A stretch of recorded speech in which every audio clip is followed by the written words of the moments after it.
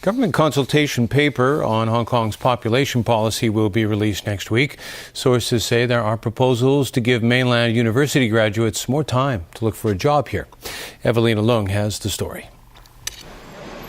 Mr. Jiang moved to Hong Kong from Hebei province 2 years ago.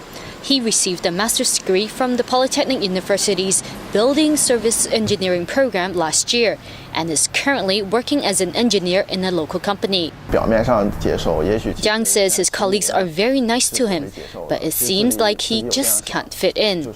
They seem to accept me, but deep down this is not true because of our cultural differences and because of the problems between locals and mainlanders, he said. Jiang said he tries his best to mind his own business and not to create trouble for his co-workers. From 2001 to 2010, the number of mainland students studying in Hong Kong jumped by more than 10 times. And starting from 2008, non-local students have been allowed to stay in Hong Kong for a year after graduation to look for work. Initially, about 1,000 students took up the offer each year, and that number increased to 4,000 a year within 4 years. In 2011, close to half of all the mainland university graduates in Hong Kong managed to find a job within a year.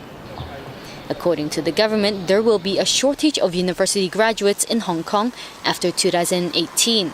This is one of the issues the Steering Committee on Population Policy is expected to address in its consultation paper to be unveiled next week.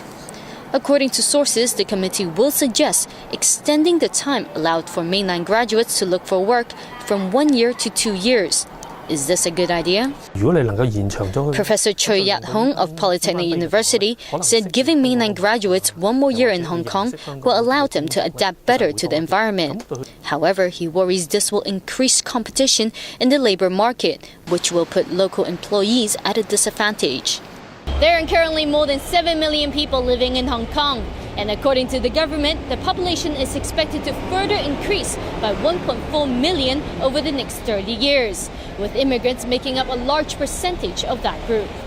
Evelina Leung, TVB News.